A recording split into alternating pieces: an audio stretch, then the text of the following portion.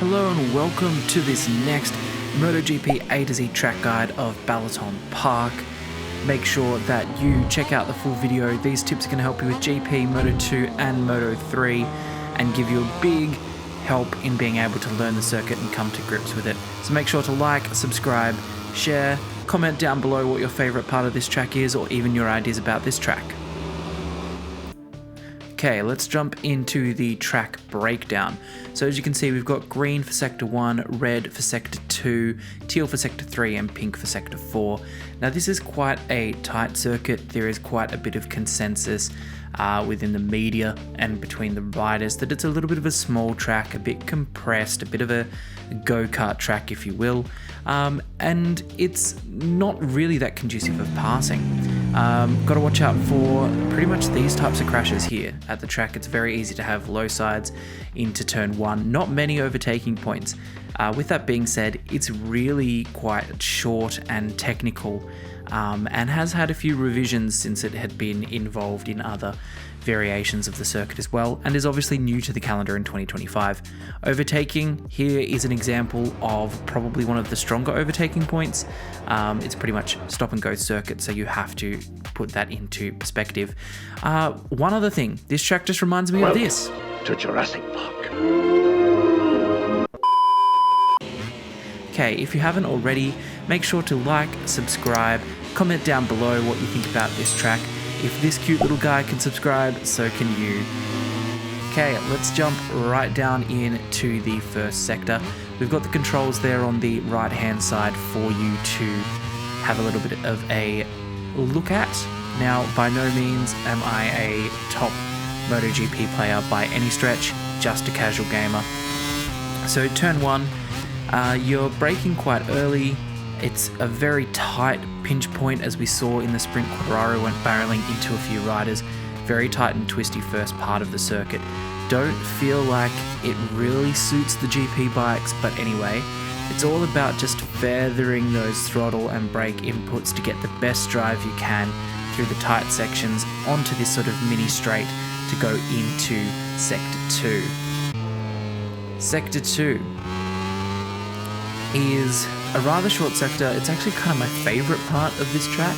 You go into a heavy braking zone. Now you can get lulled into turning in early, but I actually suggest turning in a little bit late, coming in and kissing a late apex, flicking into second gear as you turn into turn 6, and then it's just smooth. Keep the throttle open. The AI do get a bit twitchy through here. You can make up a lot of time and you come across to finish Sector 2.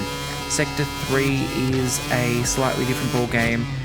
You've got a very tight chicane here, flick left, right, where Marquez passed Morbidelli, and then we're going to come into a hairpin here. Now there's a few different lines you can take to try and get a different exit, but I find that the best to carry corner speed is sort of a wide looping line, coming again into another chicane for turn 12 and turn 13, keeping everything nice and smooth inputs, no full gas here.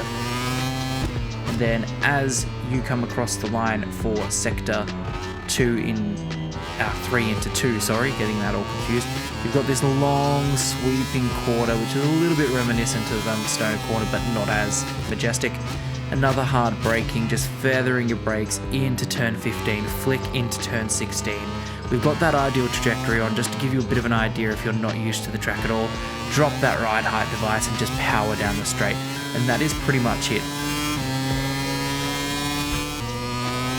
Okay, so now we're going to go for our full lap test out here. We've taken the ideal trajectory off because I find it a little bit distracting, and that's probably one of my biggest tips. Once you've gotten used to a track, take that ideal trajectory off. Use it for 4 or 5 laps to get a sense, take it off, and then let your own intuition and understanding of the game come through. Braking quite heavy into turn 1, but as you can see, just feathering that input. I do feel that MotoGP is more actually about turning the bike in the game anyway, with your throttle and brake inputs, and never 100% of either. I think that's a big key there. You can just see that we're feathering the two, keeping that nice and smooth. Drop that ride height device, get a really good drive down this mini back straight. And again, hard on the brakes where that white line comes in. Oh, I didn't get the ideal line. I would have preferred to come in a bit closer to the apex there, but we're going to have to deal with it as this is a run through Then we're keeping this nice and flowing, come out towards the curb, sit up a little bit, bring that speed through into this next sector. Heavy braking now into the next chicane, very easy for the rear to step out, but just feather that throttle, bring that input back and bring that weight of the bike over. Keep everything smooth as you can, keeping a little bit of a wider line here to cut back to sort of a double apex corner. Give ourselves some good acceleration into this final section. Brake, try not to hit the curbs too much because it can unsettle the bike. As you see in the change of direction, we had the wobble there, again another wobble. Keep the power on, come out nice and wide, try and keep your speed up nice and high. Brake as the bike's going to pinch the nose down and pivot towards where you need it to. It can give a little bit of a counter effect. Here you can take a few different lines depending on what you're trying to do. You're trying to get good exit speed or better flow. As you can see, that is the full lap. So that rounds it out for the Balaton track guide. Thank you. If you've enjoyed it, thumbs up, subscribe. It really helps out the channel here. It lets me know what you're interested in and what type of content I will create for you. Check out our career mode series that's currently ongoing. Pretty exciting episode come out recently. Also check out the rest of the MotoGP videos and other track guides.